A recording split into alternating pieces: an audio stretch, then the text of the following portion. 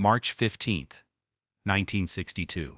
The same day President Kennedy was meeting with British Prime Minister Macmillan about the nuclear test ban treaty. 5 men in dark overcoats stepped off the 3:47 afternoon train at Grand Central Station. While America worried about the Cold War brewing overseas, a different kind of warfare was about to unfold in the heart of Manhattan. These weren't Soviet agents or international spies. They were something far more dangerous to the people of Harlem. Professional killers sent by the Genovese crime family, with one mission that would echo through the criminal underworld for decades. Their names read like a roll call from hell itself. Vincent the Surgeon Torino, a man who could make death look like natural causes with the precision of a Johns Hopkins medical graduate. Anthony Silent Bonetto, who killed with his bare hands while making it appear his victims had suffered heart attacks. A skill he'd perfected during the Korean War, when he served in Army intelligence. Michael the Shadow Castellano, a chemist turned assassin who could poison a target's morning coffee and make the coroner rule it a stroke. Raymond Cold Eyes Moretti, a former Marine sniper who could eliminate targets from distances that would make Lee Harvey Oswald jealous. And Giuseppe the Ghost Romano, their leader, a man so methodical that J. Edgar Hoover's FBI had a file on him 3 inches thick but had never found enough evidence to bring charges. They carried $100,000 in cash, enough money to buy a house in Levittown back then, along with military-grade weapons that most police departments couldn't afford. Their plan was foolproof. Tested on 17 previous targets across 3 states, refined through years of experience in the deadly art of making people disappear. 6 days later, these same 5 men would walk back into Grand Central Station as broken, shattered remnants of their former selves. One would be mumbling incoherently about invisible watchers. Another would flinch every time he heard footsteps behind him. A third couldn't stop his hands from trembling long enough to light a Lucky Strike cigarette. What happened during those 6 missing days in Harlem became the stuff of legend among wise guys from Boston to Miami, whispered about in the back rooms of Italian social clubs and discussed in hushed tones at family sit-downs. Because Bumpy Johnson, that soft-spoken, scholarly-looking man who ran Harlem's numbers racket like IBM, ran their computer business, did something to these trained assassins that was more terrifying than any bullet, more devastating than any bombing, more effective than any conventional warfare. He got inside their heads, and what he did to them there changed how the Italian mob viewed psychological warfare forever. But to understand what Bumpy Johnson did to those 5 killers, you need to understand the world they stepped into when they arrived in Harlem that March afternoon. This wasn't just any neighborhood in 1962. This was the beating heart of Black America. A place where Duke Ellington still played at the Cotton Club, where Malcolm X preached at the Audubon Ballroom, where the Apollo Theater launched careers that would define American music for generations. It was a community that had survived the Great Depression, celebrated Jackie Robinson breaking baseball's color barrier, and was now watching the early stirrings of what would become the civil rights movement. In controlling the financial pulse of this vibrant community was Ellsworth Raymond Bumpy Johnson, a man whose reputation stretched far beyond the borders of Manhattan. By March 1962, Bumpy controlled Harlem's numbers racket with the efficiency of a Fortune 500 corporation. $20 million annually flowed through his organization, more money than some small countries generated in their entire national budgets. But more valuable than his financial empire was something the Italian families couldn't buy at any price: complete, unwavering loyalty from an entire community. Every shoeshine boy knew Bumpy's name. Every numbers runner would take a bullet before betraying him. Every bartender, taxi driver, and street vendor in Harlem served as his eyes and ears. In a neighborhood where most black men couldn't get bank loans to buy homes, Bumpy Johnson had built a financial empire that employed hundreds of families and provided economic stability in a world that offered precious little of either. And that made him dangerous. Not to the residents of Harlem who saw him as a protector and provider, but to the established crime families who viewed black independence as a threat to their own power structure. Vito Genovese had been watching Bumpy's rise from his cell in Atlanta Federal Penitentiary, like a chess master studying an opponent's moves. Even behind bars, Don Vitonis, as he was known to his associates, still pulled the strings that controlled New York's underworld. His word could start wars or end them. His approval could make careers or destroy lives, and his displeasure could turn productive men into corpses faster than a doctor could pronounce them dead. Genovese wasn't threatened by Bumpy's success in Harlem itself. The Italian families had always allowed black operators to run numbers and policy games in their own neighborhoods, treating them like tenant farmers who paid tribute for the privilege of making a living. What concerned Genovese was the precedent Bumpy was setting.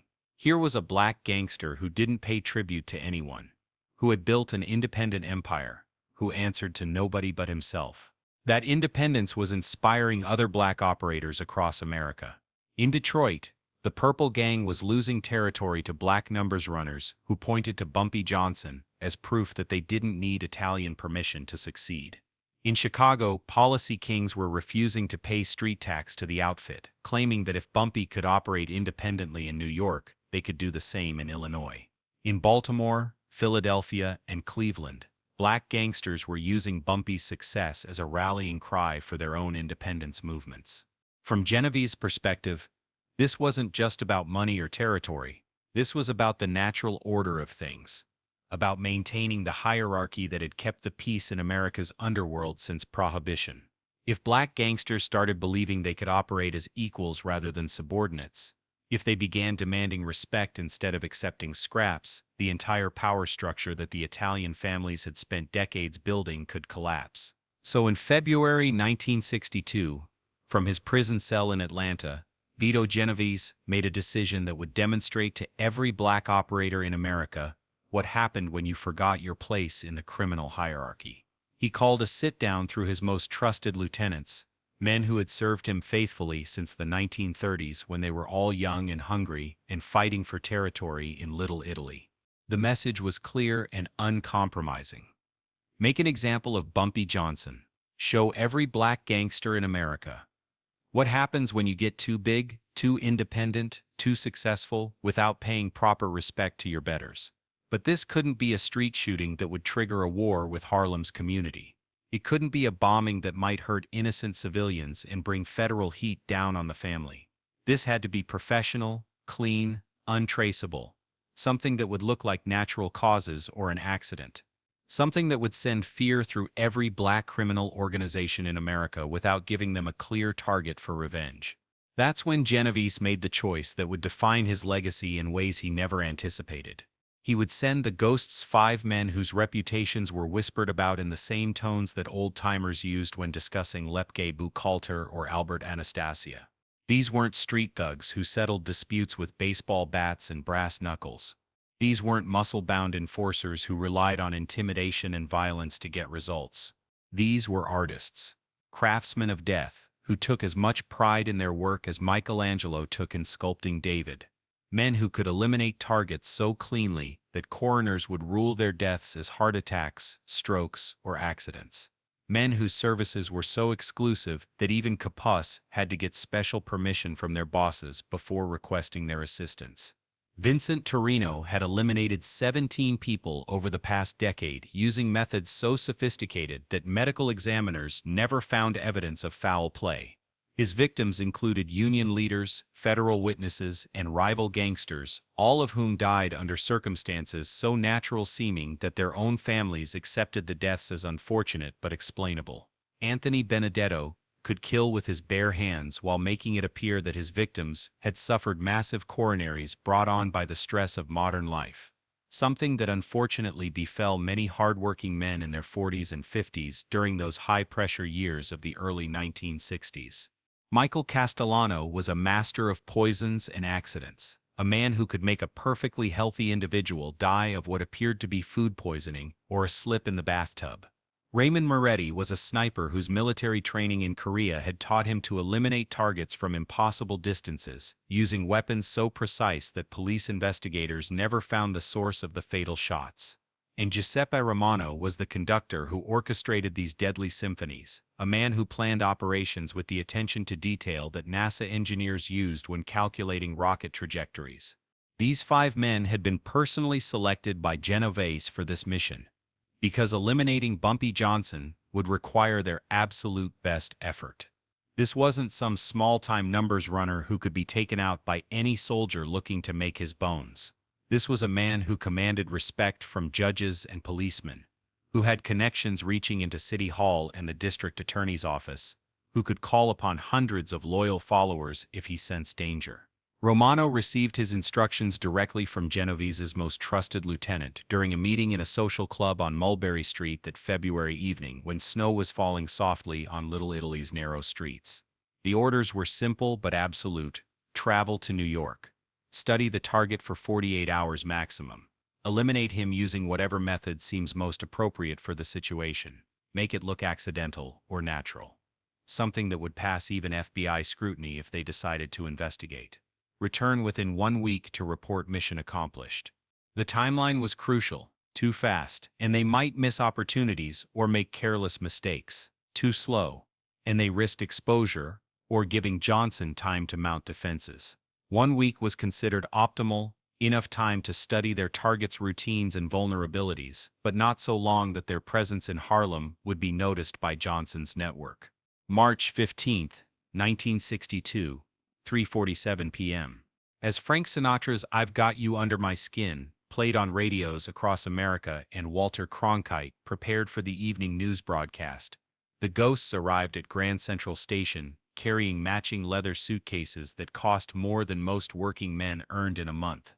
They moved through the crowd like the businessmen they were pretending to be: conservative suits, polished shoes, the kind of understated elegance that marked successful men in an era when appearance mattered more than flash. They had studied Bumpy Johnson's photograph until they could recognize him from 3 blocks away. They had memorized his daily routines with the precision that IBM engineers used when programming their new computer systems. They knew he lived in apartment 3A at 409 Edgecombe Avenue in Sugar Hill, the most prestigious address in Black America, where Duke Ellington and Thurgood Marshall had been his neighbors. They knew he ate breakfast at Wells Restaurant on Adam Clayton Powell Boulevard every Tuesday and Thursday at exactly 8:30 a.m., always ordering the same meal: scrambled eggs, wheat toast, black coffee, and fresh orange juice. They knew he conducted business from the back room of Jocko's place on 155th Street, where he held court like a benevolent king receiving petitions from his subjects. They had identified his favorite barber shop, his preferred taxi company, even the newsstand where he bought his copy of the Amsterdam News every Saturday morning. What they didn't know, what their meticulous intelligence gathering had failed to discover, was that Bumpy Johnson had been expecting them for 2 full days. March 13th. 2 days before the Ghosts arrived in New York, Bumpy received a phone call that would change everything. The call came at 11:30 p.m. as he sat in his study above Jocko's place, reading Machiavelli's The Prince by lamplight, a book that had become his philosophical guide for navigating the treacherous waters of organized crime. The voice on the other end belonged to Tommy Three Fingers Torino, Vincent's younger brother, who worked as a numbers runner in the Bronx and owed Bumpy money from a poker game the previous month. Tommy's voice was nervous, almost whispering, the way men talked when they knew their words could get them killed. "Bump," he said, using the nickname that only Bumpy's closest associates were permitted to use. "My brother Vincent just got word from Atlanta. 5-man team coming your way. Professional job. They're supposed to make you disappear clean. No noise, no heat, no evidence." Tommy provided descriptions that were surprisingly detailed for a low-level runner. Vincent's surgical precision, Romano's leadership capabilities, the military backgrounds that made these men more dangerous than typical street soldiers. He shared information about their methods, their preferred weapons, even their psychological profiles based on conversations he'd overheard during family gatherings in Little Italy. In exchange for this intelligence windfall, Bumpy forgave Tommy's gambling debt $3,500.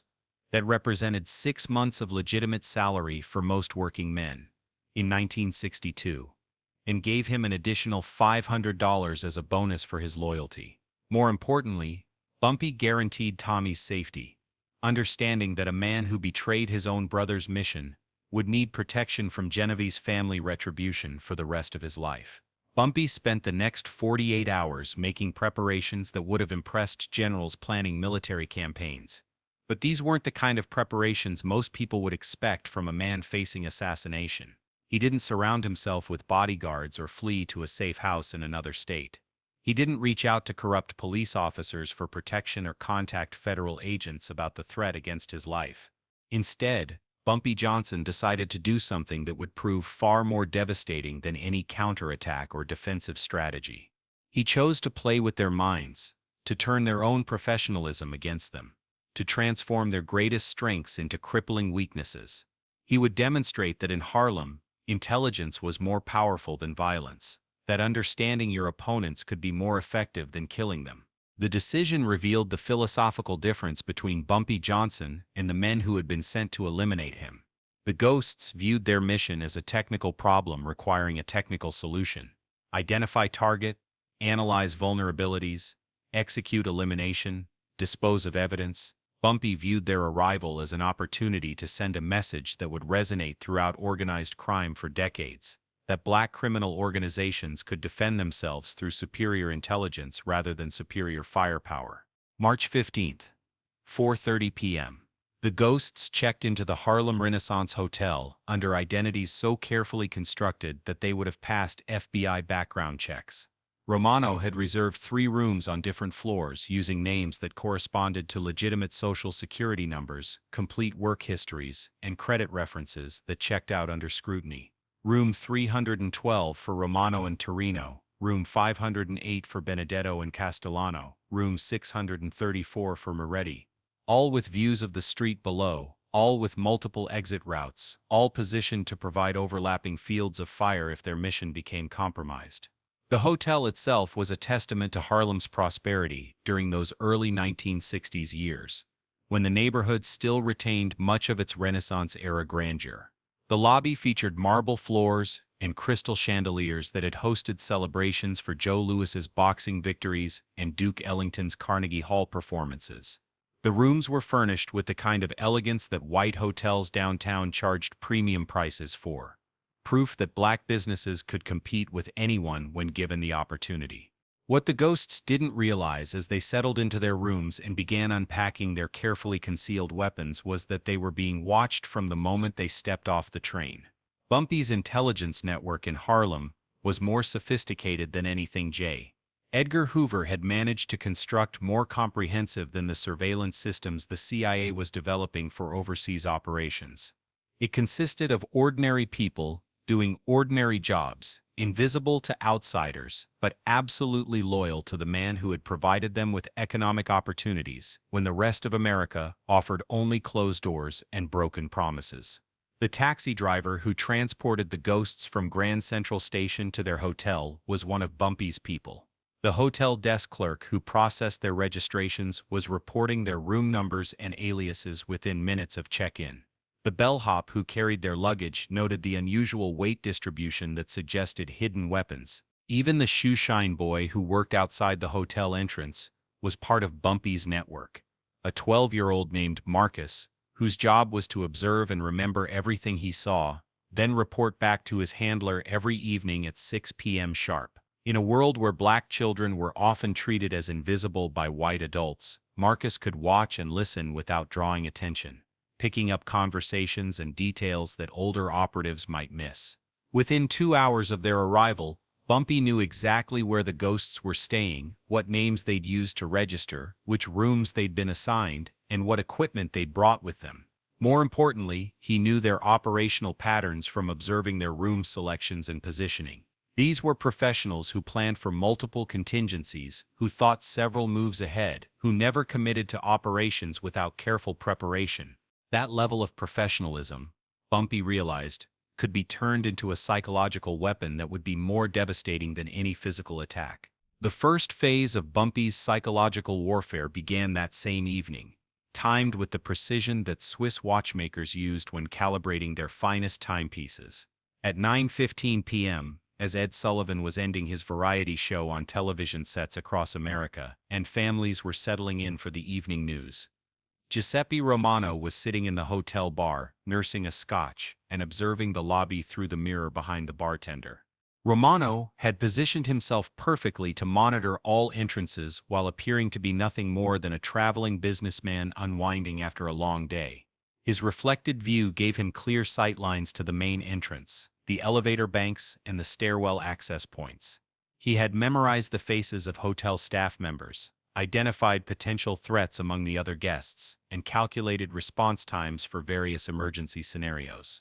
At exactly 9:15, a well-dressed black man approached Romano's table with the confident stride of someone who belonged in elegant surroundings. He wore a tailored suit that had been cut by one of Harlem's finest haberdashers, carried himself with the dignity that came from success, honestly earned, and spoke with the educated diction of someone who had attended college when most black men were denied such opportunities. "Mr. Romano," the man said quietly, his voice carrying just loud enough for Romano to hear, but not loud enough to attract attention from other patrons. "Mr. Johnson sends his compliments. He's looking forward to meeting you and your associates during your stay in our neighborhood. Please enjoy everything Harlem has to offer." Romano's blood turned to ice water in his veins. His real name, his actual identity, blown within hours of arriving in what was supposed to be hostile territory, where he held every advantage.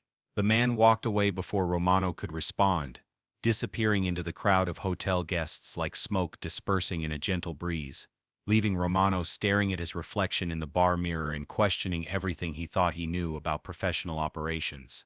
Romano immediately signaled his team, using hand gestures they had practiced during their preparation phase.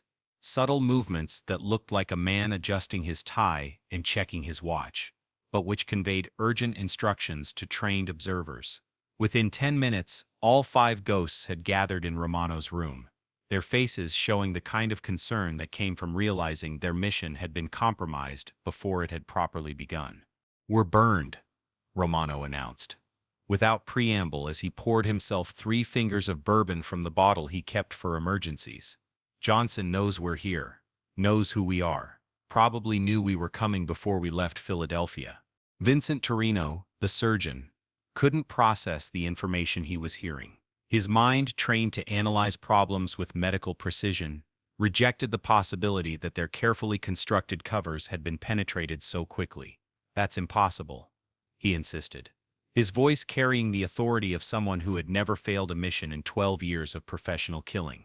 "We used military-grade identities, background checks that would fool federal investigators. Nobody outside the Genovese family even knows this operation exists." Anthony Benedetto was already moving toward his suitcase, his battlefield instincts telling him that survival required immediate evacuation from a compromised position. "We abort right now," he declared with the decisiveness that had kept him alive through 3 tours of duty in Korea. "This isn't a target anymore, this is a trap. Johnson's playing games we don't understand." The team argued for 25 minutes, their professional unity fracturing under pressure as each man's survival instincts battled against their obligation to complete the mission. Romano wanted to continue, believing their reputation would be destroyed if they returned without eliminating Johnson. Torino agreed, arguing that their professional standing within the organization depended on completing contracts regardless of complications. But Benedetto, Castellano, and Moretti wanted to leave immediately, understanding that operating in territory where the target possessed superior intelligence was tantamount to suicide. Finally, Romano made the decision that would doom them all, driven by pride and professional obligation rather than tactical wisdom. "We continue," he announced with the finality of a judge pronouncing sentence. "We adapt to changing circumstances. We've handled exposure before. Johnson, knowing we're here, doesn't change our fundamental mission. It just means we have to be more careful, more creative in our approach." The team agreed reluctantly to give their mission 24 more hours. If they could identify a clean opportunity to eliminate Johnson within that time frame, they would take it regardless of the risks. If not, they would abort and return to explain the situation to Genovese's representatives, hoping that their reputation for honesty would protect them from retribution. March 16th, Day 2.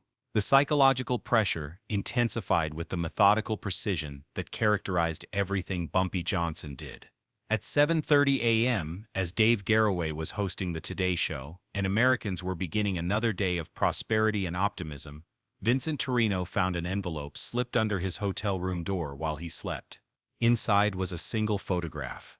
Torino entering the hotel the previous afternoon, captured from an angle that should have been impossible given the positioning of surrounding buildings.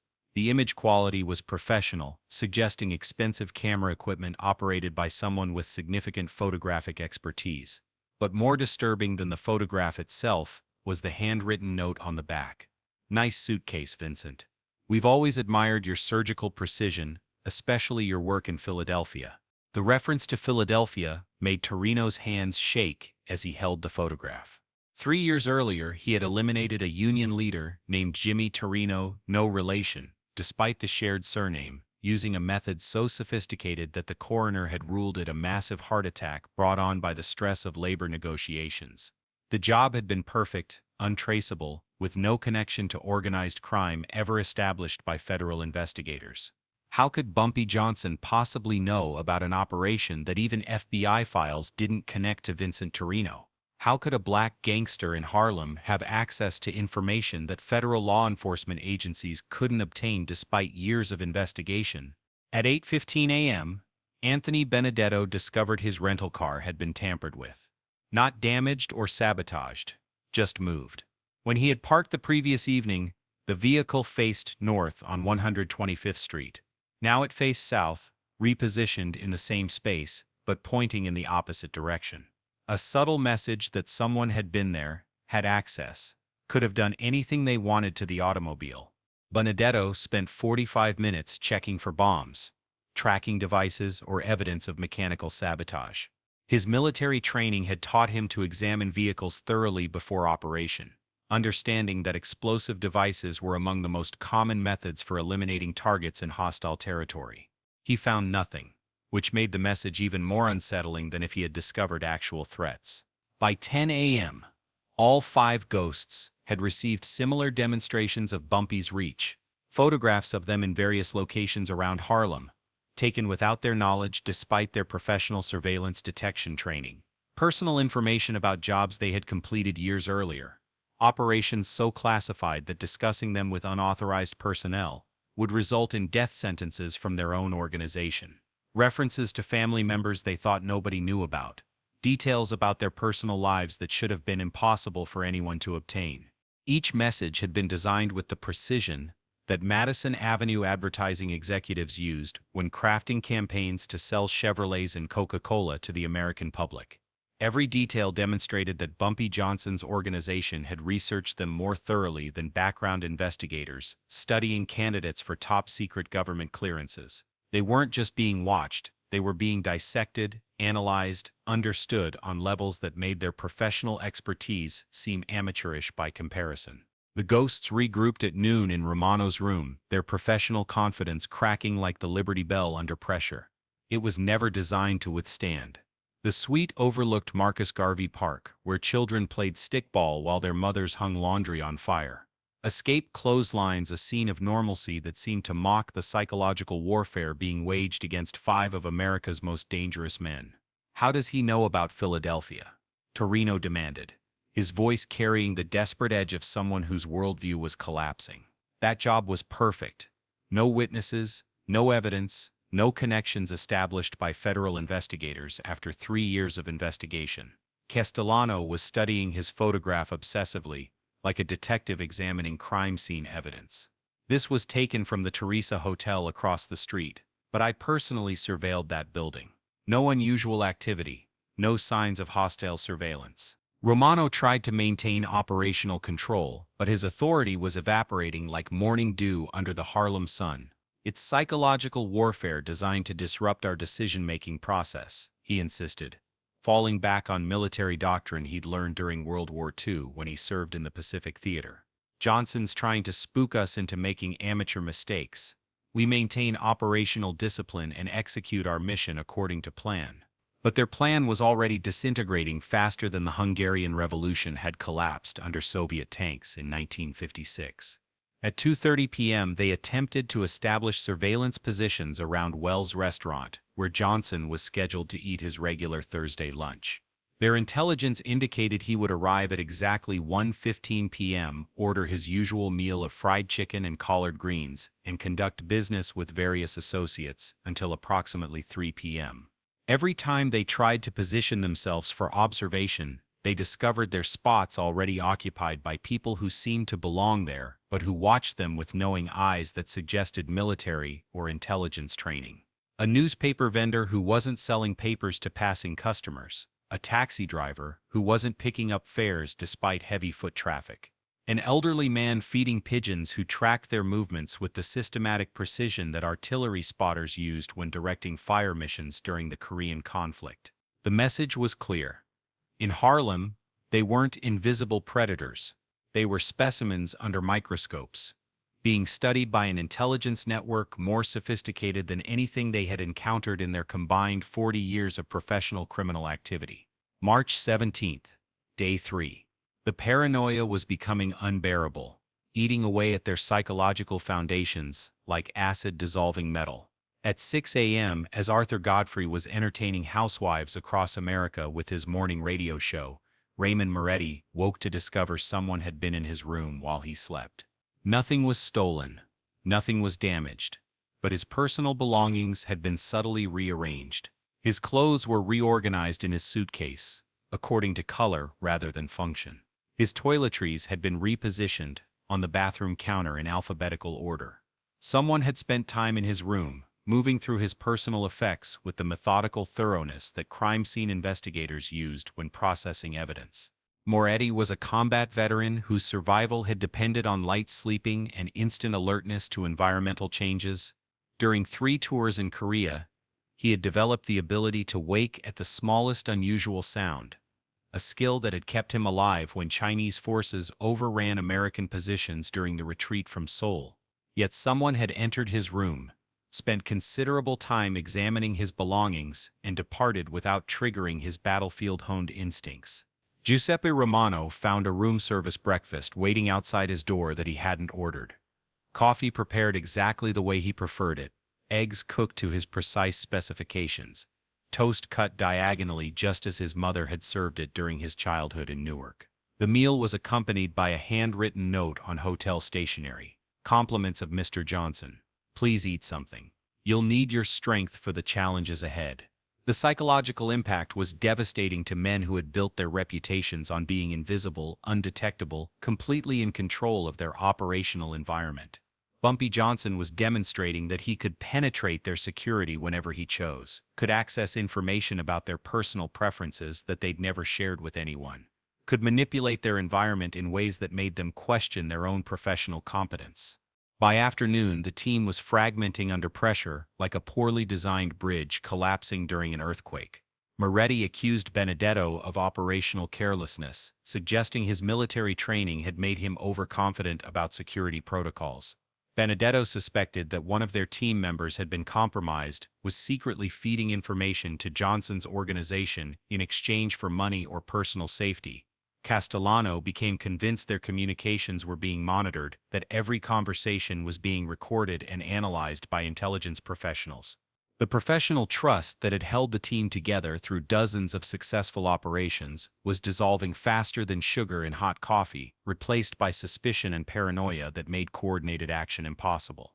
Romano called an emergency meeting as Walter Cronkite was delivering the evening news to American families gathered around their Zenith television sets. "We end this today," he announced, with the desperate authority of a general whose army was deserting. "Whatever it takes, regardless of risks or complications. We can't operate in this environment much longer without making fatal mistakes that will get us all killed or arrested." Their new plan abandoned all pretense of subtlety, create a diversion that would force Johnson into the open, then eliminate him during the confusion that followed. They would stage a small explosion at one of Johnson's policy banks, drawing him out to assess the damage, then take him down with a sniper shot as he surveyed the scene.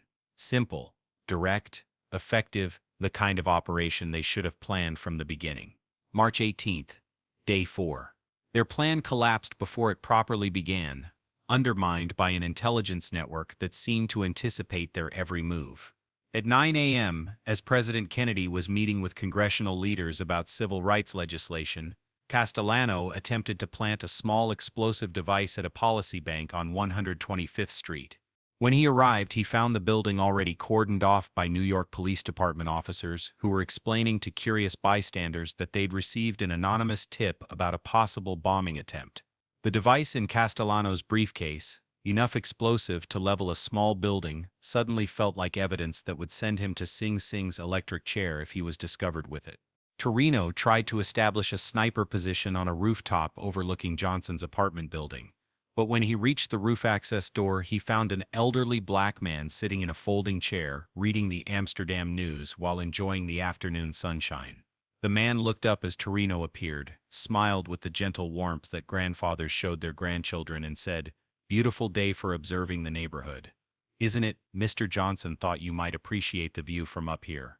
But he wants you to know that Mrs. Patterson in apartment 4B has a serious heart condition, and sudden loud noises make her very nervous about her health." The old man stood up slowly, folded his chair with the deliberate movements of someone whose arthritis made quick motions painful, and walked toward the roof access door. As he passed Torino, he paused and added in a conversational tone, "Oh, and young man, that rifle you're carrying? The serial number traces back to a gun shop in Philadelphia, same place where you purchased the weapon you used on Jimmy Torino back in 1959. FBI never made that connection. But Mr. Johnson's people are very thorough about research." Torino stood on that rooftop for 15 minutes, paralyzed by the realization that Bumpy Johnson possessed information that federal law enforcement agencies couldn't obtain despite unlimited resources and legal authority. How could a black gangster in Harlem have access to weapon purchase records that even FBI investigations had failed to uncover? March 19th, Day 5. The breaking point arrived like a dam bursting under floodwaters, sudden and catastrophic and irreversible. The ghosts discovered their hotel rooms had been systematically searched again during their absence. Not vandalized or robbed, just methodically examined by professionals who understood how to gather intelligence without leaving obvious traces of their presence. Personal items had been photographed and cataloged with the thoroughness that Smithsonian curators used when documenting historical artifacts.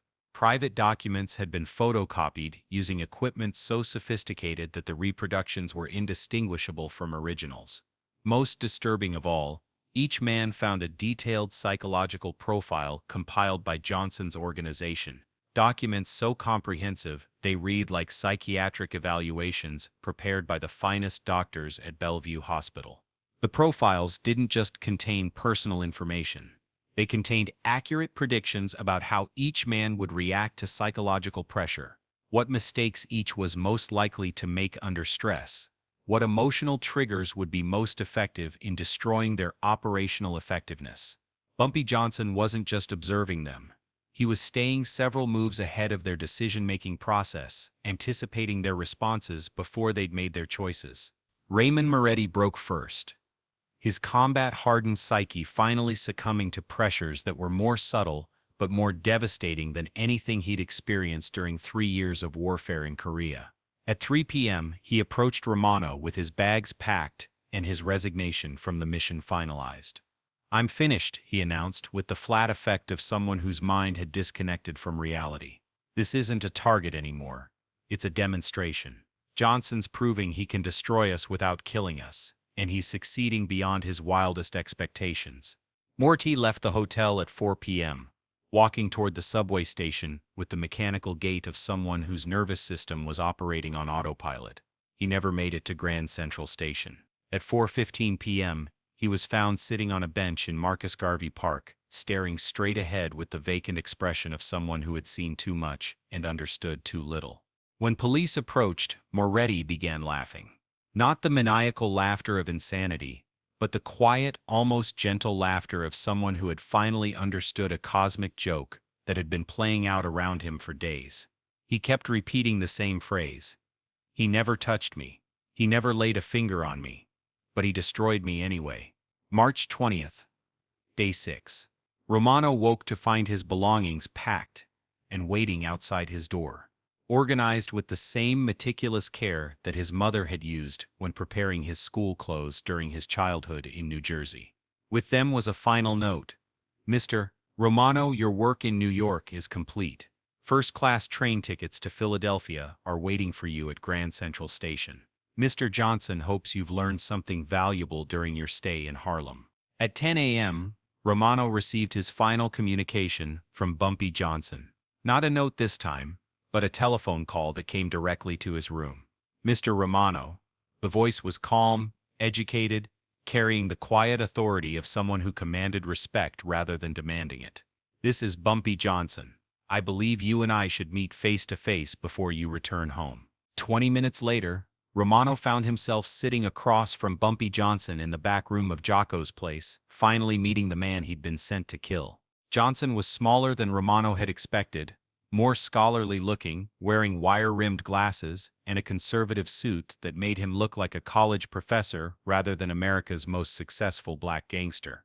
"You're wondering why I didn't simply kill you," Johnson said, without preamble, studying Romano like a physician examining an interesting case study. 5 professional assassins arrive in my neighborhood. I could have eliminated all of you the first night. Clean, simple, no complications. Romano nodded, genuinely curious about the answer. So why didn't you? Johnson removed his glasses, cleaned them with a handkerchief, replaced them carefully. Because killing you would have sent the wrong message entirely. Genovese would have assumed you encountered bad luck, made careless mistakes, underestimated local security. He'd send another team, probably larger, definitely more heavily armed, but destroying you psychologically, sending you back as broken men who can never function as professional killers again. That sends a message that will resonate through organized crime for generations. Romano understood the implications immediately. You want every crime family in America to know that violence isn't the only form of power. Exactly. Johnson smiled. You came here as the ghosts, 5 men who prided themselves on being invisible, untouchable, professionally perfect. I made you visible. I showed you that in Harlem, intelligence trumps violence every single time. At 6 p.m., Giuseppe Romano walked into Grand Central Station, carrying his suitcase and an envelope containing his first-class ticket home, the last of the ghosts to leave New York. The story of their psychological destruction would spread through organized crime like wildfire, establishing Bumpy Johnson's reputation as a man who could defeat professional killers without firing a shot. And that reputation would protect Harlem for decades to come, proving that sometimes the most terrifying demonstration of power isn't what you do to your enemies. It's what you do to them without touching them at all.